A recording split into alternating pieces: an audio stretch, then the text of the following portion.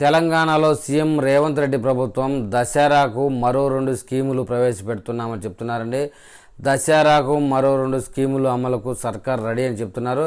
ఇక అసలు విషయంలోకి వెళ్తే, అమలు చేసేందుకు రెడీ అవుతున్న రాష్ట్ర సర్కార్ ఇందిరమ్మ ఇళ్ల పథకం కింద 5 లక్షల రూపాయలు, రైతు భరోసా కింద ఎకరానికి 7,500 రూపాయల సాయం గైడ్లైన్స్పై తుది దశకు చేరిన కసరత్తు.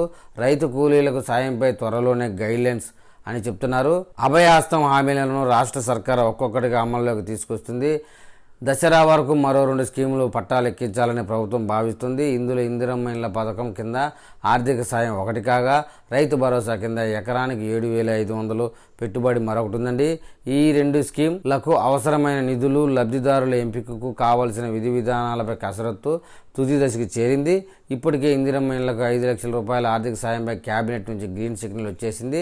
ఈ స్కీమ్ కింద ప్రతి నియోజకవర్గంలో కనీసం 3,500 ఇళ్ల చొప్పున ఆర్థిక సంవత్సరంలో 4,50,000 ఇళ్లు నిర్మించాలని ప్రభుత్వం లక్ష్యంగా పెట్టుకుంది. ప్రజాపాలనలో వచ్చిన అప్లికేషన్ను వెరిఫై చేసేందుకు అనుమతి కోరుతూ ఇప్పటికే సీఎం రేవంత్ రెడ్డి దగ్గరకు ఫైల్ వెళ్ళింది. ఇక రైతు భరోసా విషయంలో ప్రభుత్వం పకడ్బందీగా ముందుకు వెళ్తుంది. ఇప్పటికే దీనిపై మంత్రివర్గ ఉపసంఘం ఏర్పాటు చేసి రైతులు, రైతు సంఘాలు, కూలీలు, మేధావుల నుంచి అభిప్రాయాలను సేకరించింది.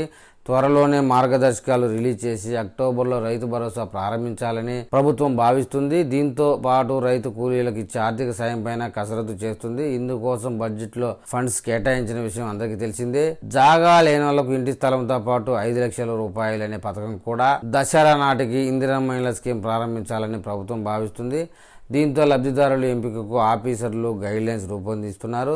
సొంత స్థలం ఉండి ఇల్లు కట్టుకునే వాళ్లకు 5 లక్షల ఆర్థిక సహాయం, సొంత జాగా లేని వాళ్లకు ఇంటి స్థలంతో పాటు 5 లక్షల సహాయం ఇవ్వనున్నారు. ఎస్టీ, ఎస్సీలకు మరో 1 లక్ష రూపాయలు అదనంగా, అంటే 5 లక్షలకు బదులు 6 లక్షల రూపాయల వరకు సహాయం అందజేస్తారు. నిర్మాణాన్ని బట్టి విడతల వారీగా ఇందిరమ్మ ఇళ్ల సాయం అందించేలా ఏర్పాటు చేస్తున్నారు. గత మార్చి 11న ప్రభుత్వం భద్రాచలంలో ఇందిరమ్మ ఇళ్ల పథకాన్ని ప్రారంభించింది. కాగా కాంగ్రెస్ అధికారంలోకి వచ్చిన తర్వాత ప్రజాపాలన కింద రాష్ట్ర వ్యాప్తంగా దరఖాస్తులు సేకరించగా ఇందిరమ్మ ఇళ్ల కోసం 55 లక్షల అప్లికేషన్లు వచ్చాయి.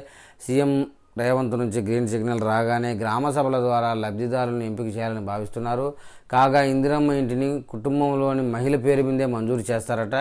లబ్ధిదారుల జాబితాను గ్రామ సభల్లో ప్రదర్శించిన తర్వాత సమీక్షించి ఫైనల్ చేస్తారు. గ్రామ వార్డు సభల్లో ఆమోదం పొందిన తర్వాత లబ్ధిదారులను జిల్లా కలెక్టర్, గ్రేటర్ హైదరాబాద్ పరిధిలో అయితే కమిషనర్ ఎంపిక చేసిన బృందాలు లబ్ధిదారుల అర్హతను పరిశీలిస్తాయి.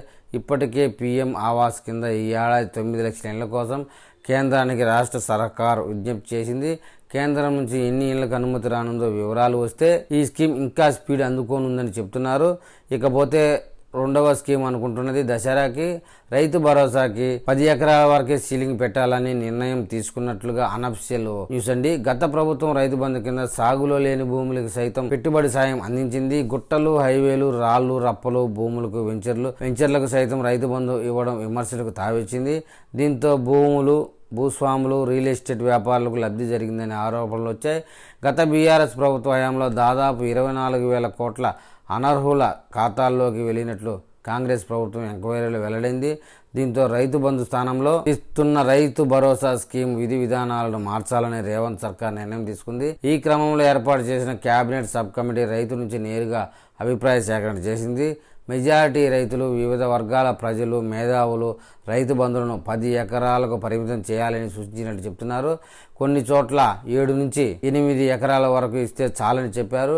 ప్రభుత్వం మాత్రం 10 ఎకరాలకు సీలింగ్ పెట్టబోతుందని ఉన్నత వర్గాల ద్వారా తెలిసింది. అదే సమయంలో హైవేలు, రోడ్లు, గుట్టలు, నాన్ అగ్రికల్చరల్ ల్యాండ్కు ఎట్టి పరిస్థితుల్లో రైతు భరోసా ఇవ్వకూడదని ఇప్పటికే కేబినెట్ సబ్ కమిటీ నిర్ణయించింది.